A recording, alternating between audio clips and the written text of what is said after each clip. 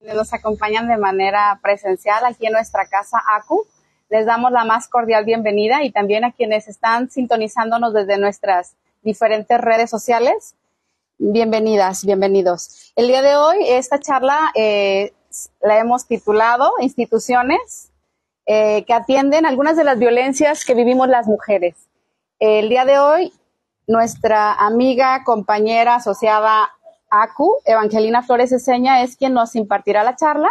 Y bueno, al final podríamos tener por ahí una serie de preguntas y de respuestas, ¿sí? Claro. Yo voy a leer una breve semblanza y luego cederé la voz a la maestra Evangelina. Ella es abogada litigante con estudios de maestría en género, penal y proceso penal, así como en derecho corporativo.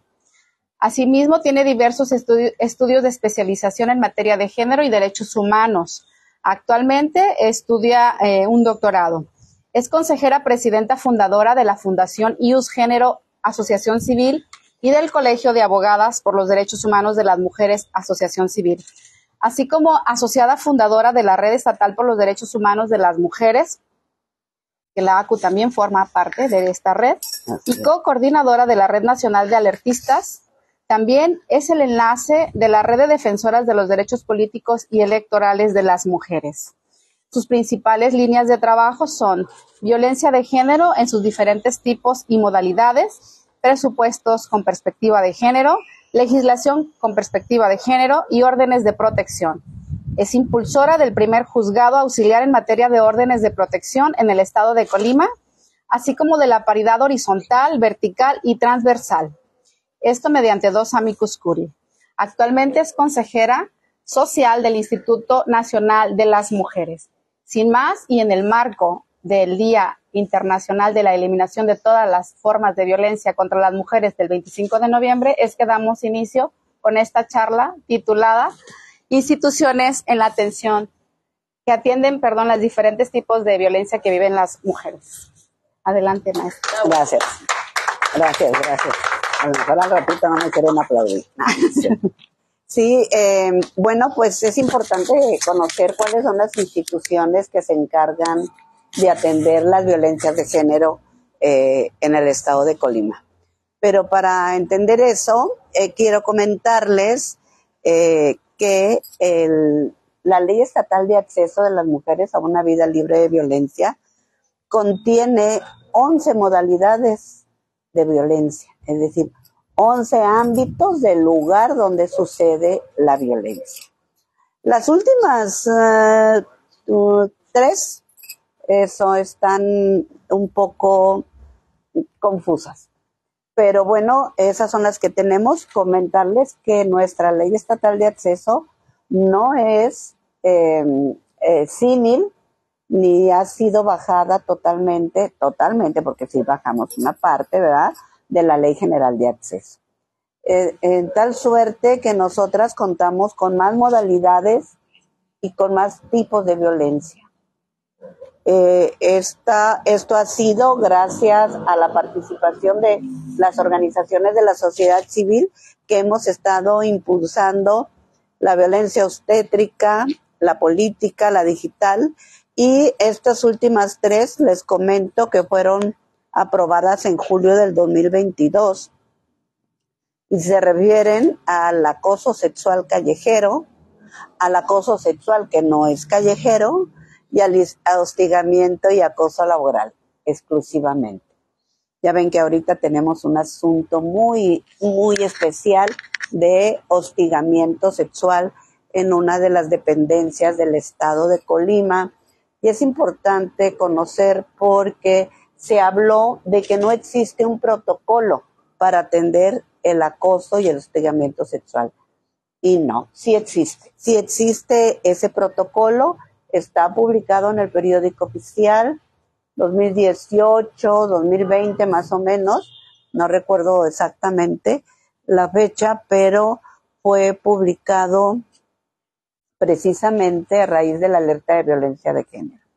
Y es exclusivo para la administración pública estatal. Hay enlaces de género en cada institución, hay un procedimiento que se debe de seguir y que, bueno, en este caso de la Secretaría o Subsecretaría del Trabajo, pues no se aplicó. Por eso dio todo esta problemática de que no hay un procedimiento interno en la Subsecretaría del Trabajo, pero sí ya hay varias denuncias ante la Fiscalía. Bien, estas violencias, estas modalidades de violencia, pues las conocemos generalmente nosotras, la intrafamiliar, que todavía se sigue llamando así, aunque el delito se llama violencia familiar, ¿no? Hay ya está la reforma en el Congreso, fue leída y pasada a comisiones hará unas 2 semanas aproximadamente, y estamos esperando que se modifiquen algunas cuestiones, entre ellas la violencia intrafamiliar. Y otra circunstancia que está un poco difícil de entender.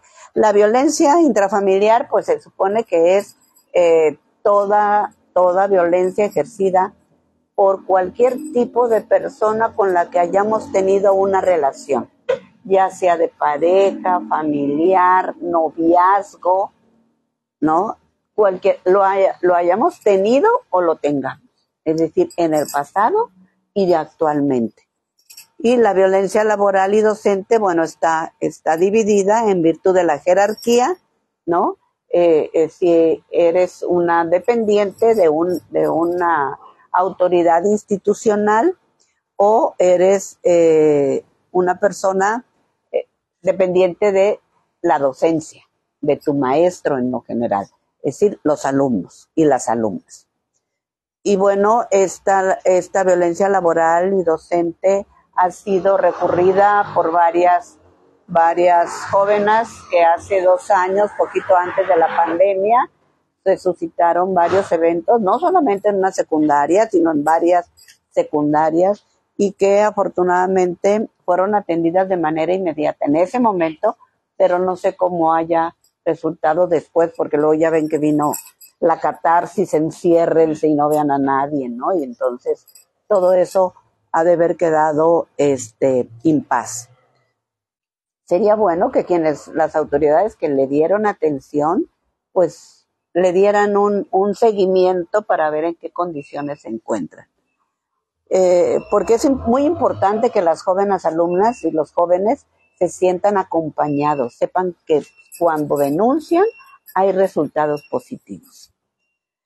Y la violencia institucional es, bueno, toda la violencia ejercida por una autoridad de la administración pública, estatal, municipal y hasta de los cabildos, ¿no?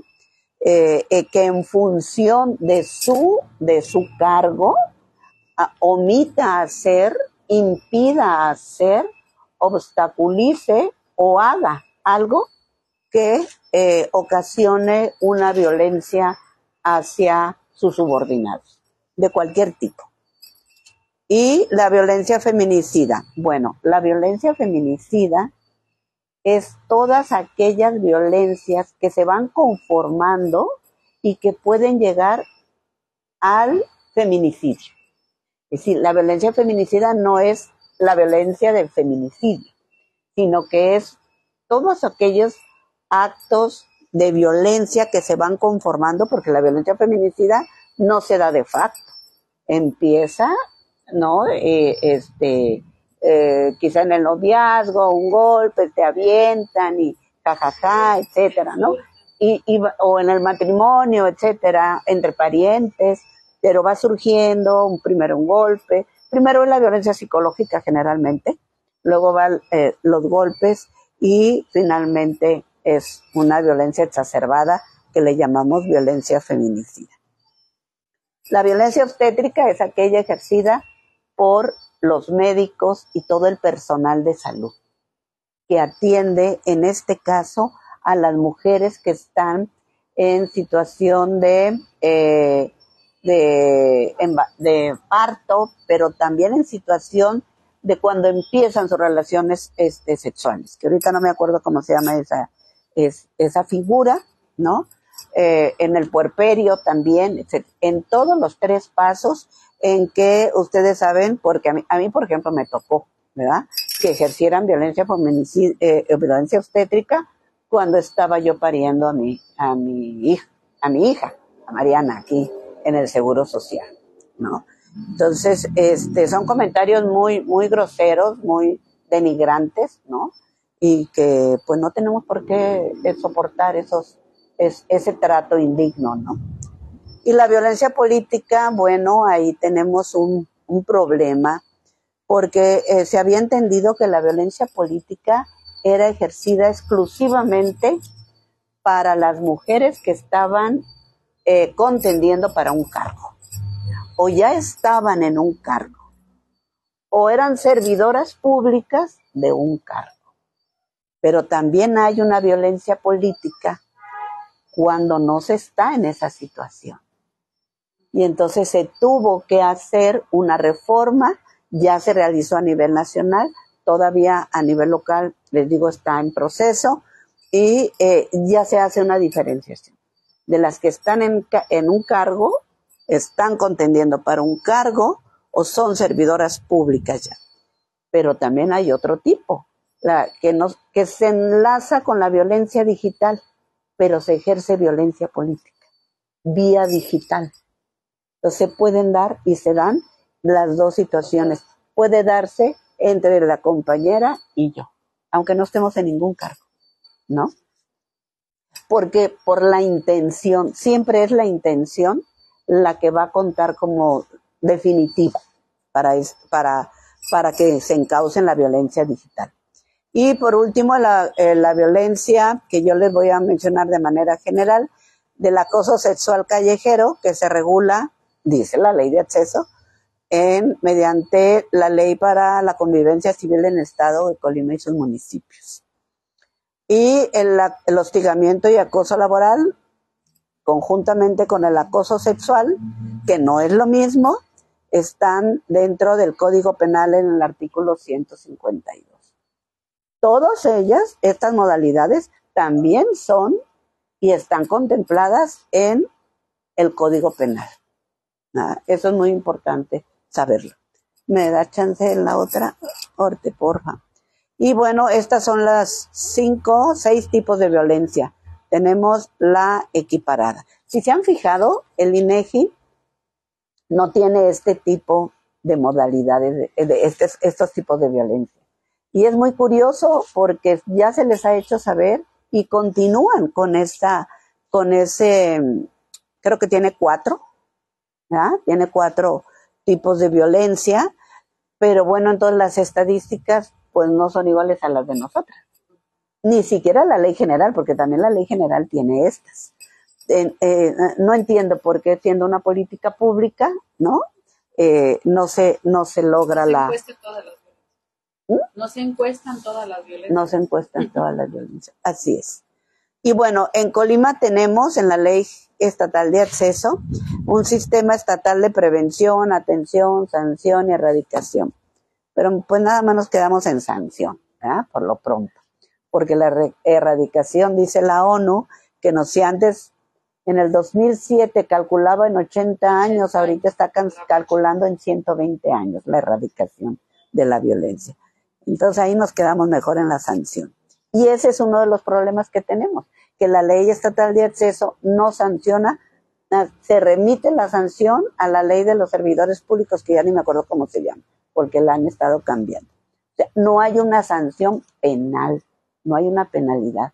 Y mientras no exista eso, va a seguir habiendo omisión y acción para cometer todo tipo de violencias. El sistema estatal está presidido por la ejecutiva ahora y en su sustitución o en segundo lugar está la directora del Instituto Colimense de las Mujeres y todas las otras dependencias, secretarías o subsecretarías, que por cierto no ha sido armonizada en ese sentido porque antes existían 17 secretarías, ahora no sé cómo esté, ¿verdad? Pero bueno, estas también están contempladas en en el Código Penal. Les comento. ¿Le pones la otra, por favor, la que sigue?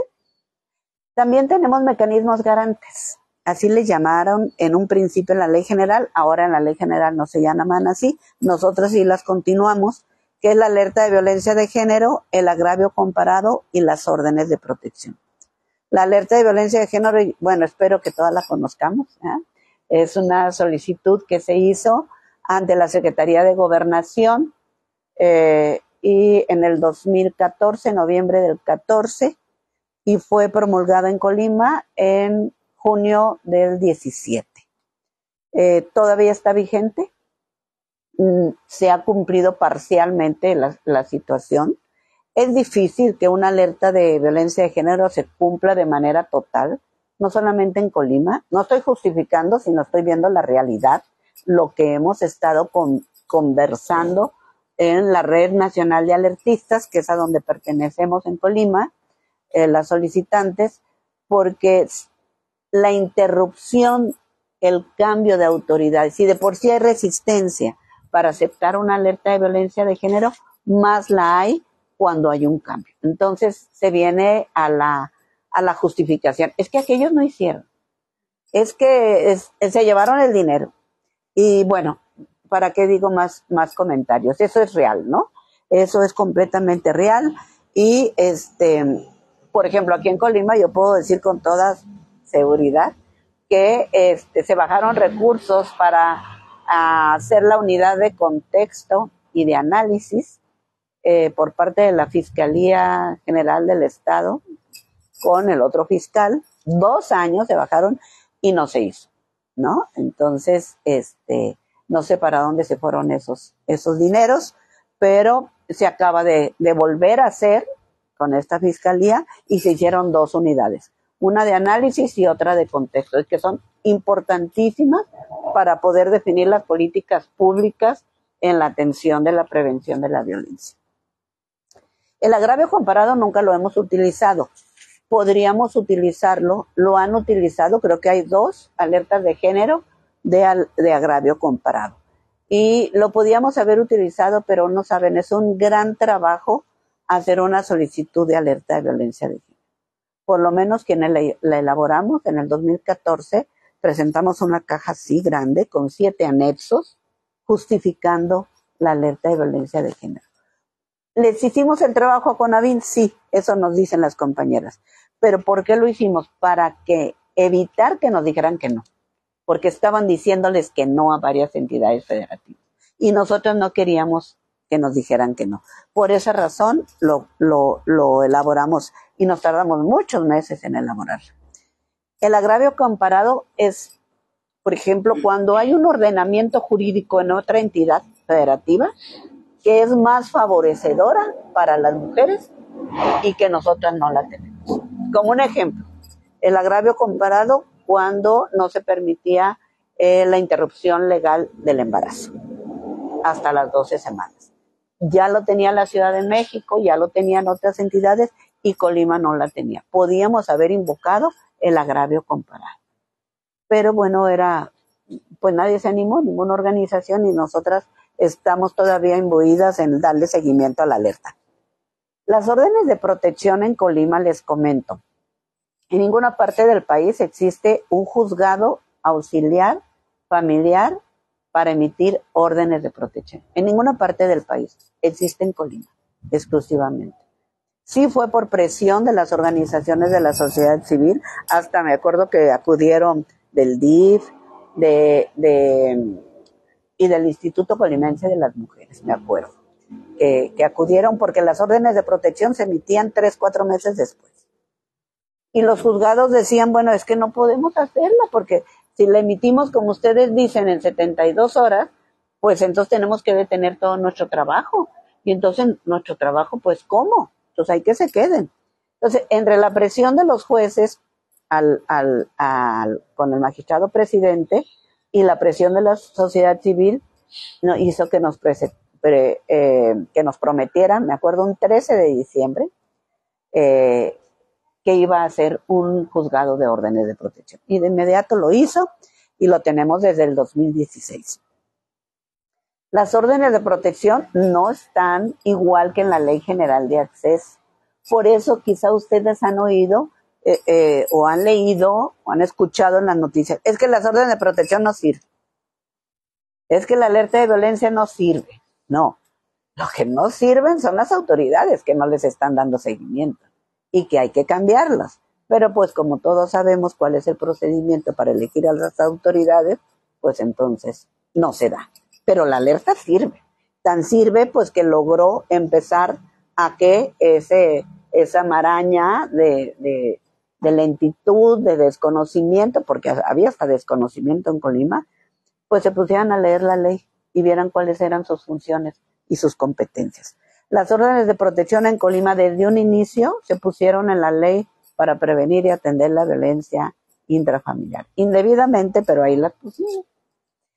Y no las dividimos en penales, administrativas, civiles o familiares, no sé cómo las tenían en la Ley General de Acceso.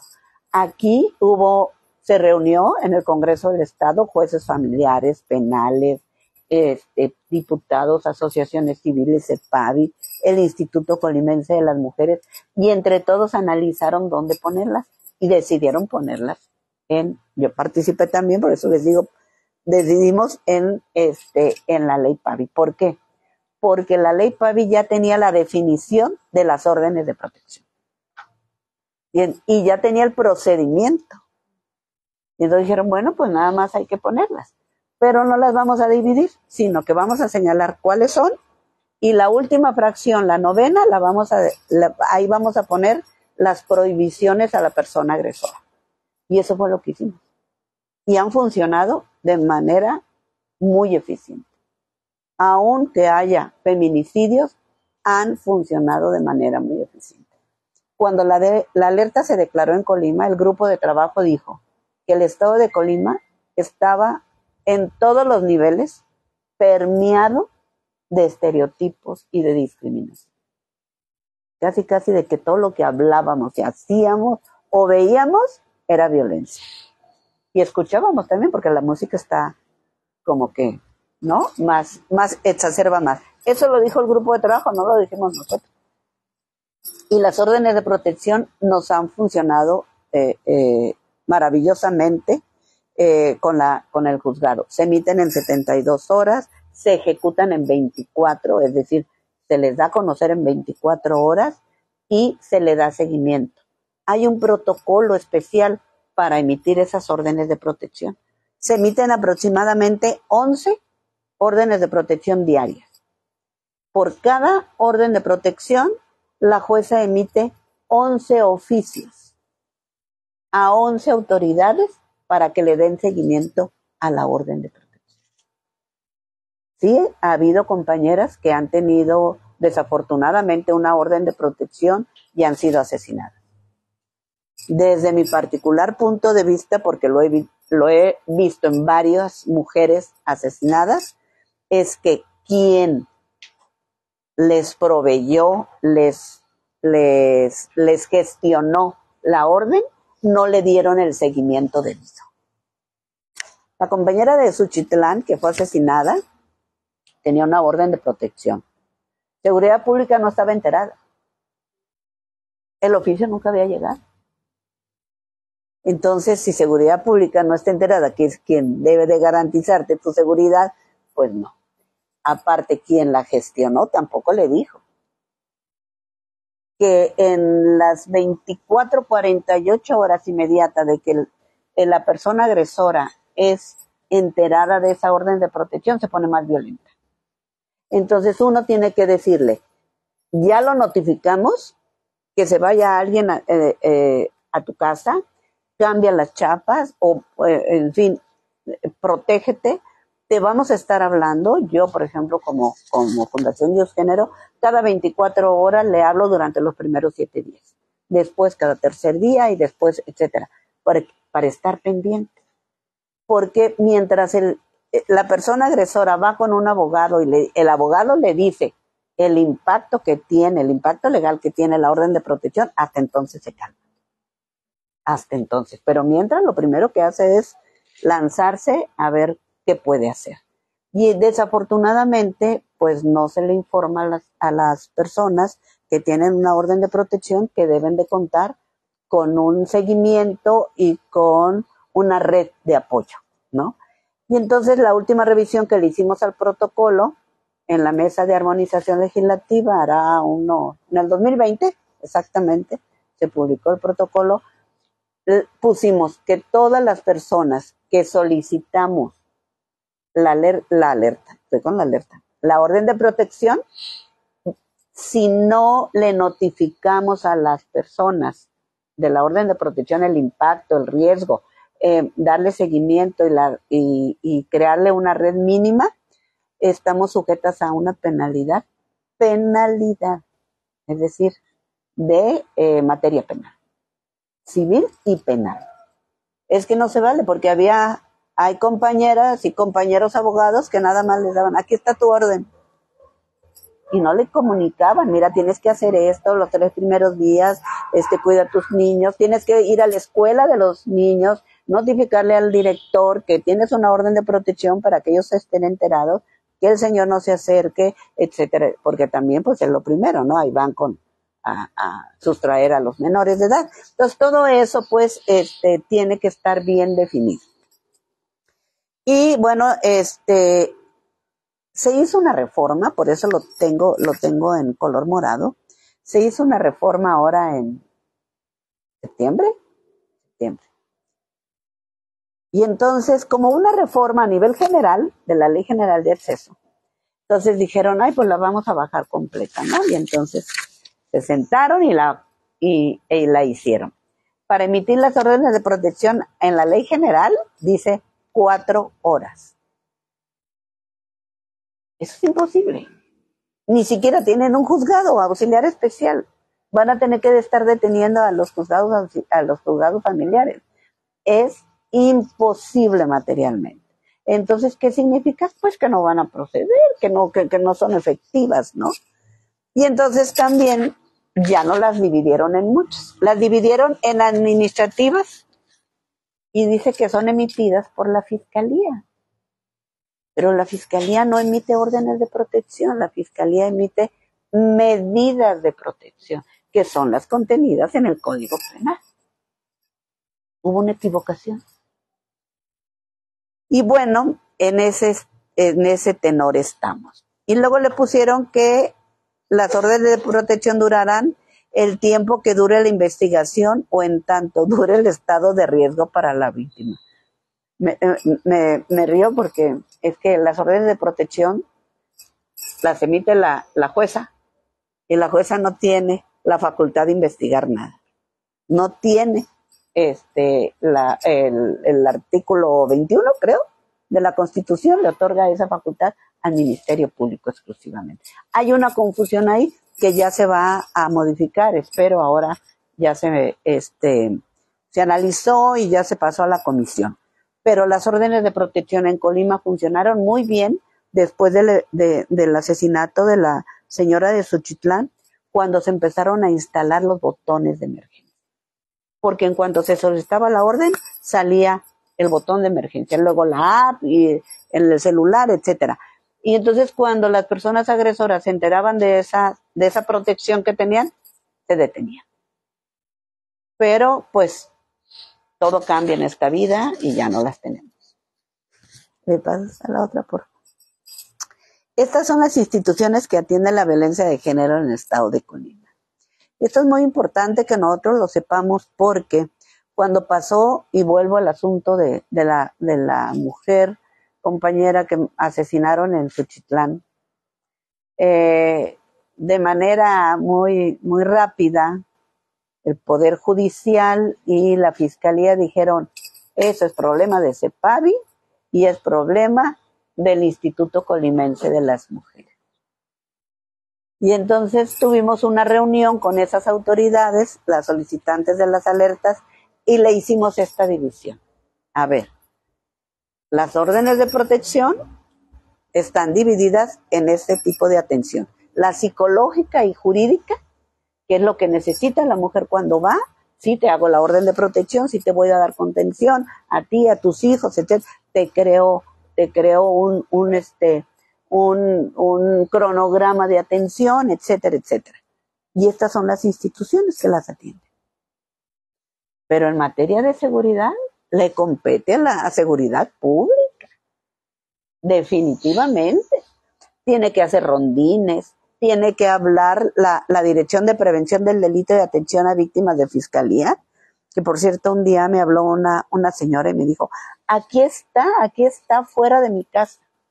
Es que dice que ya se cumplieron los 30 días. No sé si ustedes han visto una orden de protección. La jueza siempre le pone 30 días. En esos 30 días, si continúa la violencia, me tienes que decir. Y yo la amplío. Así por eso decimos que, y la ley dice que durará el tiempo que dure el estado de riesgo de las mujeres. Pero hay una confusión cuando ponen 30 días. Entonces dice 30 días y ya no existe, ¿no? Entonces presentó y yo ¿cómo? Pues háblale a la Dirección de Prevención del Delito mientras yo hablo a Seguridad Pública, etcétera. No me hablaron. ¿Cómo que no te hablaron? 30 días. No. Y entonces pido que me enseñen el oficio de recibido de prevención del delito y no existía. O sea que la señora estuvo en riesgo. Le dio la catarsis, se encerró en el baño y el papá pobrecito de la tercera edad ahí batallando con el señor. Entonces es importante que sepamos a dónde tenemos que acudir en materia de seguridad. La Dirección de Prevención del Delito y Atención a Víctimas se puso las pilas desde entonces y les da seguimiento, ¿no? La Fiscalía Especializada, si tú hablas y dices, oye, está pasando esto, fiscala, la fiscala inmediatamente atiende, envía patrullas, etcétera. Se pone en acción. Pero no hay necesidad de estarle hablando a la fiscala porque se supone, pues, que tiene gente abajo que es para que trabaje este tipo de atención tan urgente, ¿no? Y nos da pena, pues, estarle hablando, ¿no? Mensajeándole, discúlpeme, pero se trata de esto, ¿no? Y pues llegó usted porque, pues, abajo, pues no, ¿verdad? Entonces, pero siempre nos atiende. También la directora del Centro de Justicia para las Mujeres y los institutos de seguridad pública estatal y municipales. Son elementales, ¿no? El problema es que Colima es muy chico y todos somos parientes, conocidos. Es el maestro, el padrino, del tío, de la mamá, del cuñado.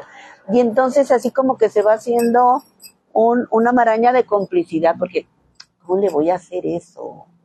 ¿No? Y pues vamos a perder la amistad. Y un actuario me dijo una vez, ya lo fui a notificar, era una orden de protección. Yo siempre acompañaba a los actuarios, pero ese era la primera vez que estaba ahí en el juzgado. Me dijo, no, yo voy. Y pues la jueza de órdenes de protección era muy, muy exigente y le dijo, no te vas de ahí hasta que no lo notifiques, ¿no? Y pues eran las 12 de la noche y pues no lo notificaba, ¿verdad? Entonces cuando eso pasaba, yo por eso le hablaba yo a mi cliente y le decía, ¿algún otro lugar donde lo podamos notificar? Pues para que no esté el actuario ahí todo el día. Bien enojado está. No, porque me tuve que esperar hasta las 2. Y luego todavía me dijo esto y esto y esto y esto y esto y esto. ¿Y lo pusiste en el acta? No, me dijo, no, ¿cómo cree? Después de que se lo fregó con la orden de protección, todavía no se le quiere fregar más. Obviamente yo me quejé con la jueza. Y le dije, porque el actuario tiene la obligación, así lo dice, de atentar todo lo que sucede en el momento en que emplaza. Todo. Y sí, se le llamó la atención, etcétera, etcétera. Quién sabe dónde lo mandaron después, ¿verdad? Pero es importante que sepamos, pues, en dónde podemos acudir. El Instituto Colimense de las Mujeres no es exactamente el complejo administrativo. Tiene unas oficinas en el Centro de Justicia para las Mujeres. Y ahí es donde hace toda la labor de atención. En el complejo administrativo es toda la cuestión de operativa de los proyectos. Y los institutos municipales, ellos sí tienen un CDM que se les llama, que tienen las tres especialidades, trabajo social, psicología y jurídico para darle la atención. Y la Defensoría Pública también se encuentra en el Centro de Justicia para las Mujeres. También se encuentra acá en los juzgados. Pero esta se supone que esta oficina del Centro de Justicia es especializada, tiene conocimientos especializados, se supone. Y bueno, CEPAVI, bueno, CEPAF, ya ahora, pues siempre ha sido una institución que también da apoyo jurídico y psicológico exclusivamente. El trabajo social no. Y los juzgados del Poder Judicial, ¿por qué los pongo? Porque ellos también pueden propiciar que el acceso a la justicia no se dé. Y ese no acceso a la justicia hace que las partes se exacerben y puedan llegar a la violencia. Por eso es muy importante que los jueces y las juezas tengan esos conocimientos, pues que quisiera uno de perspectiva de género, ¿no? Pero ya nos conformamos con que tengan derechos humanos y apliquen el protocolo para juzgar con perspectiva de género y la famosa jurisprudencia 22-2016. Esa jurisprudencia es famosísima porque tiene seis categorías que debe de aplicar cada juzgador y juzgadora cuando define una sentencia. Y no lo hace. Y entonces eso provoca este tipo de surgimiento de la violencia. Porque cuando gana una mujer y a veces gana un hombre, también se exacerban los ánimos, ¿no? Y luego los chiquillos y las chiquillas son las que pagan el problema, ¿no? Prona, sí se le puede subir, porque tengo aparte de Prona. Pronas da atención psicológica, jurídica, de trabajo social. Prona se acaba de reformar su reglamento, su ley, y con la novedad me encontré de que sí emite órdenes de protección, que tiene que ratificar el juez. Y entonces ya es otro procedimiento muy diferente, ¿ah? Y desafortunadamente la mayoría el 99.99% de las órdenes de protección que emite Prona es a favor de los varones, con la determinación de quitarle los niños a las señoras. Te lo digo con conocimiento de causa. Es un problema fuerte que tenemos en Prona que no ha sido atendido, desafortunadamente. Esperemos que ahora que ya hubo cambio, haya otra mentalidad, ¿verdad? Y creo que abajo hay otra institución, pero ya no me acuerdo. ¿Cuál es? No, Prona. Hasta ahí llega. DIF, creo que DIF. Creo que había puesto DIF. Y DIF también tiene asesorías jurídicas, psicológicas y de trabajo social. De hecho, es un apoyo increíble que tiene los juzgados de parte de DIF, porque a veces pues es tanto el trabajo que hay en los centros de justicia y en los juzgados que se les pide el apoyo a ellos como personas expertas que son, ¿verdad? Y la mayoría de las mujeres, les comento, acuden en primera instancia al DIF que al Centro de Justicia para las Mujeres. Lo consideran suyo, lo consideran la defensa de la familia, más cercano. Pues eso es la charla que yo les vine a dar. No sé si tengan la fundación, pues les agradezco esta atención y pues sus comentarios o preguntas con mucho gusto.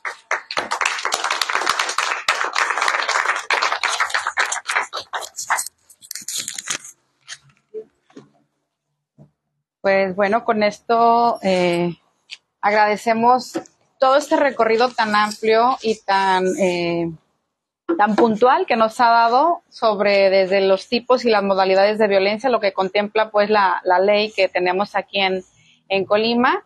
Y bueno, muy puntualmente y muy de cerca, pues la maestra Evangelina ha vivido todos los procedimientos, las actualizaciones en las leyes y todo de manera muy, muy cercana. ¿Por qué? Porque, bueno, es una abogada feminista que realmente está siempre al pendiente de los derechos humanos de las mujeres. Si tienen alguna pregunta, nos gustaría de una vez que la pudieran hacer. Y no sé si por ahí alguien... Adelante. Adelante.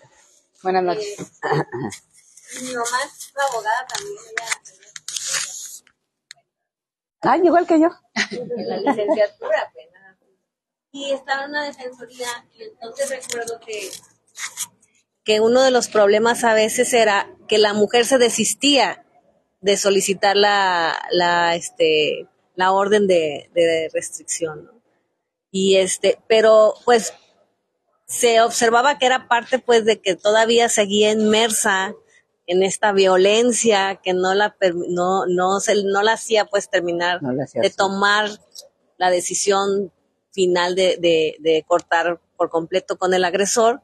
Y entonces no sé si ahora, porque esto pues ya hace algunos años de eso, si ahora hay un mecanismo para orientar a estas mujeres o cómo se hace cuando se percibe la evidente violencia y que es la mujer misma que se desiste de seguir con el proceso.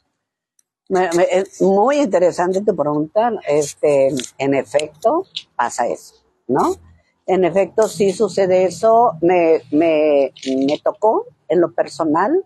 Es más, llegar al juicio y cuando estábamos haciendo las preguntas, dijo la señora, yo no le dije eso.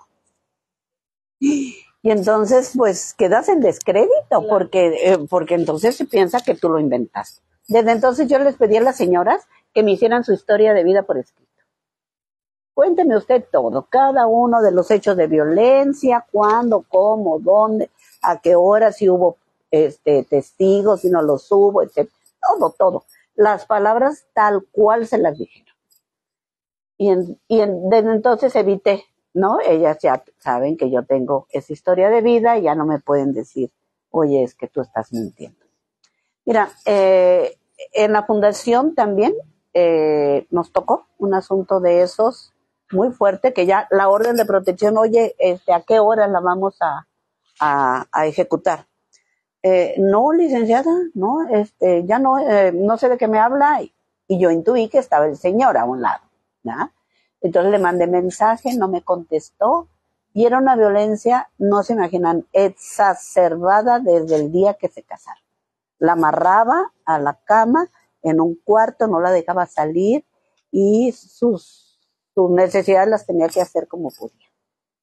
Y la dejó salir hasta que parió y la niña o el niño, no me acuerdo, tuvo que tener alimentos diferentes, ya no la leche materna, hasta entonces.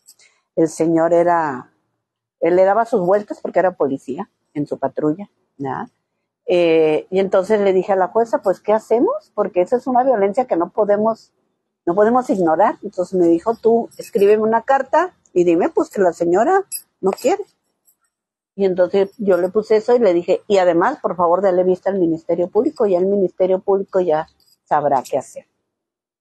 Y entonces pusimos como condición en la fundación, ya fuera que nos pagaran o que no nos pagaran, porque pues también teníamos asuntos pro bono, que tenían que ir a terapia. Y entonces hicimos un convenio con el CAM, y nosotros le enviábamos para terapia a las compañeras y ellas nos enviaban a las mujeres que necesitaban asesoría jurídica. Hubo una compañera que muy enojada le decía, es que no sé por qué la abogada insiste en que venga a tomar la terapia si no la necesita. Y ahora es una de las compañeras que me habla cada rato y cómo está, se le ofrece algo, vende unos entamalados y me manda entamalados. O sea, entendió, después de haber ido en 2 grupos al campo, no uno, 2 veces tuvo que ir al campo. Entonces, ¿cuál es el problema?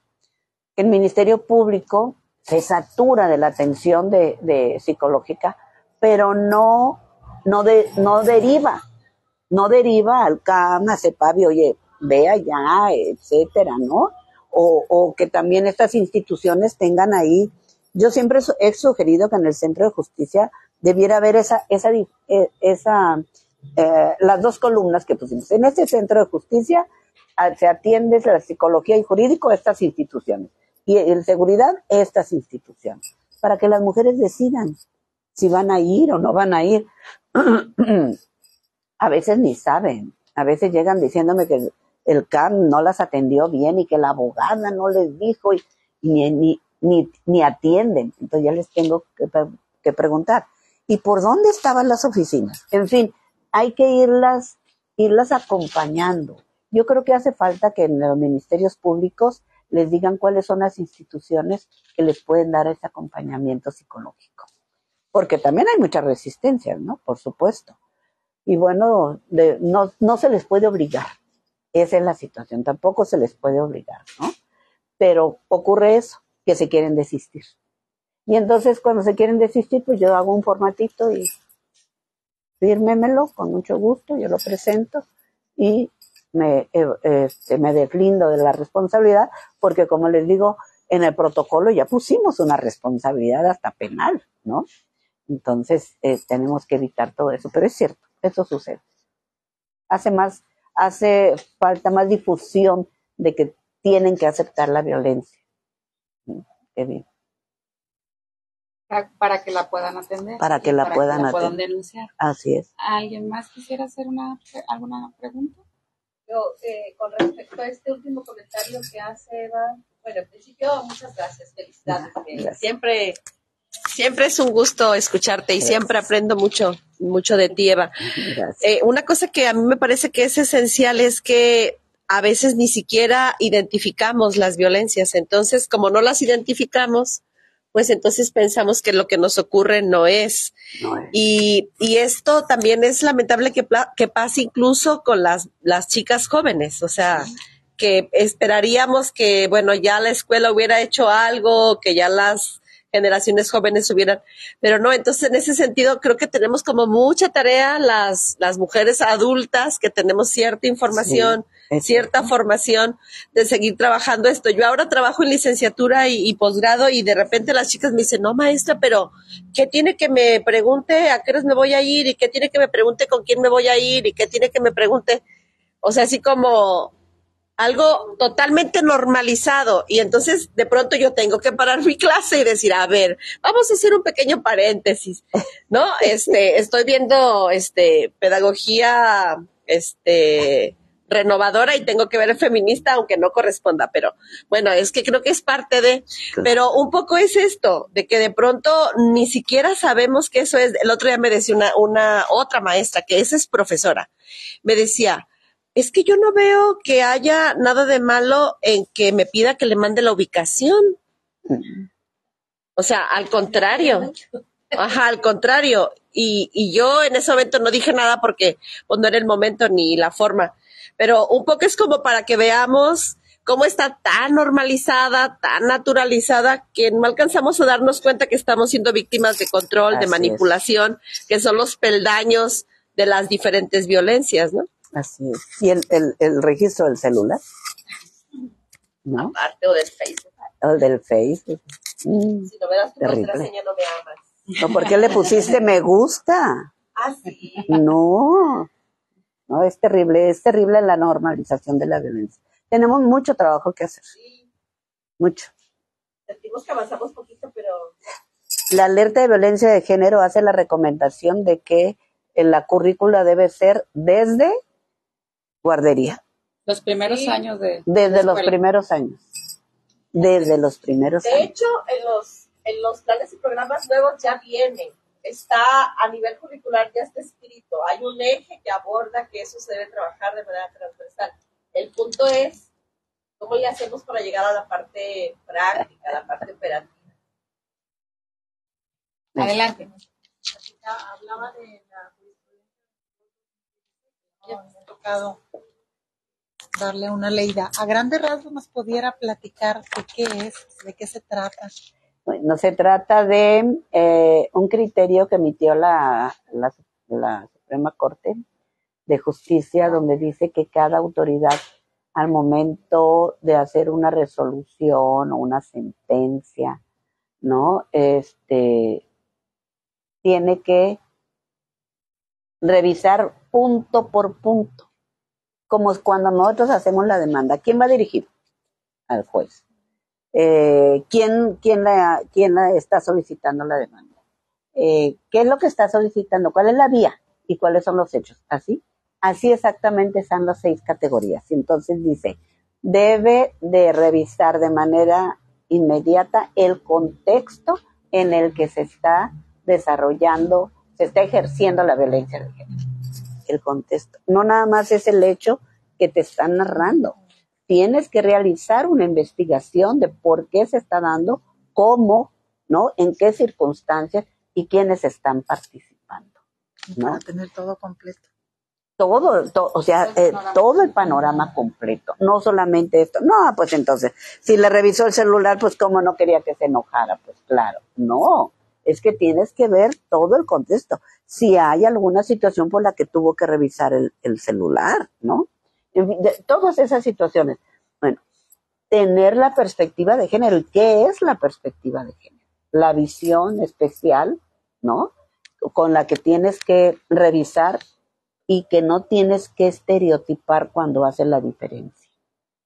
Esa es una cuestión completamente indispensable. Y ¿qué más? Son 6 cosas así, pero ahorita no me acuerdo exactamente. La perspectiva de género, los derechos humanos, el principio pro persona, claro, el principio pro persona inmediatamente, y también relacionada ese principio con los derechos de la niñez, ¿no? O sea, todo el entorno familiar, ¿no? Y no se aplica, desafortunadamente. Tuve un caso de una señora de 73 años que quería divorciarse del esposo y pedía su pensión y pedía que lo desalojara de la casa por la violencia que vivía. Y la jueza me dijo, no hay divorcio necesario, no te puedo autorizar, y sí autorizo que se salga el señor, pero no te autorizo una pensión alimenticia. Cuando le estaba demostrando ingresos superiores. Bueno, a ella le daban de gasto, no les voy a decir la cantidad, pero mucho, miles, cientos, mensual. Entonces, dijo que no. Y la señora tenía 50 años dependiendo de él económicamente. Si lo sacaba de la casa, ¿de qué se iba a alimentar? Obviamente el señor se iba a enojar que lo sacaran de la casa. ¿Tú crees que le iba a dar los miles para su gasto? Pues por supuesto que no. Entonces no aplicó la visión de género. Bueno, ni siquiera el principio pro persona, violentando totalmente sus derechos. No, dijo, no, es que tú quieres que yo te conceda lo que tú me solicitas. No, pues claro, pues todos los abogados queremos que nos concedan todo lo que solicitamos y te lo fundamentamos. Pero bueno, esas son las cosas que tampoco se aplica el protocolo para juzgar con perspectiva. Uh-huh. Ni lo conocen. Más un día el actuario me dijo, ¿dónde lo puedo comprar? Me dije, ay, está colgado, de su página. Muy bien, gracias. No, de nada. Pues muchas gracias. Nuevamente a quienes nos acompañaron de manera presencial, hemos llegado ya al tiempo y estaríamos en posibilidades de esperarle la siguiente semana. Por ahí tenemos una charla también que nos van a dar desde la atención de la violencia de género desde las organizaciones de la sociedad civil, aquí con la doctora Mariana, que ya llegó, saludos, y por ahí estaremos pues transmitiéndola. ¿Algo más que quieras comentar? No, pues al contrario, muchas gracias por haber asistido, y ahí estamos en la Fundación Luz Género, lo que se le ofrezca, alguna duda, algún comentario, con mucho gusto. Gracias. Gracias. No, gracias. Bueno, pues con esto damos por concluida nuestra charla y nuestra transmisión en los diferentes medios que nos hacen favor de sintonizarnos y de estar aquí presentes con nosotras. Te haremos llegar, yo creo que ya estará por ahí en tu correo la constancia. Eva, muchísimas gracias por tu participación nuevamente. Maestra Evangelina Flores Eseña. Hasta la próxima.